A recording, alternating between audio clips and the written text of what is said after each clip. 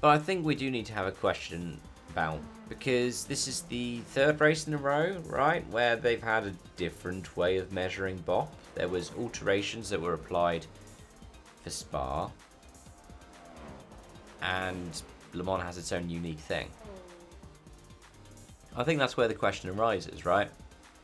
Because it seems a little bit Ferrari international assistancy to see in the hypercar class, 3 of the 5 cars that finished on the lead lap were Ferraris. In fact, had it not been for, you could argue, self-inflicted issues on the Ferrari cars for the 1551, Ferrari should have gotten a 1-2-3. I mean, number 6 was impressive to fight for the win,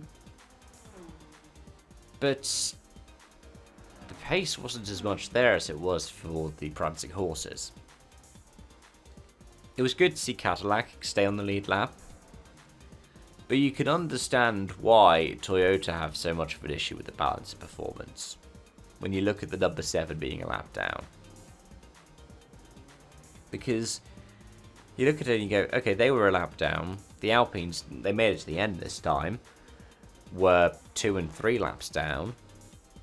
Peugeot's, granted, Paul di Resta did try and rapidly disassemble one, were 3 and 8 laps down. The new for this year, Aston Martin's 4 and 6. Can't really talk about the BMWs because, like I said, the LMGT3 section, they had such rotten luck. But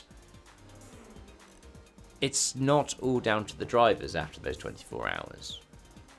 Part of that is down to how the cars have been bopped. And it will be. It won't necessarily all be decided by setup. There will be some minutiae different within the setups. And that will be across the 3 Ferraris as well.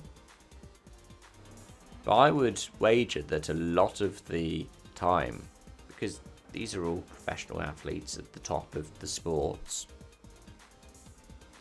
could be made up by having the BoP adjusted in certain ways. Because Ferrari have great lineups, right? But there are other manufacturers that have world champions in their lineups for Le Mans, or even for the full season in WEC. So it's not that the other teams just don't have the same drivers. I mean, look at the Toyota crews that include multiple FIA world champions, some of which are still active in the disciplines where they picked up their championships.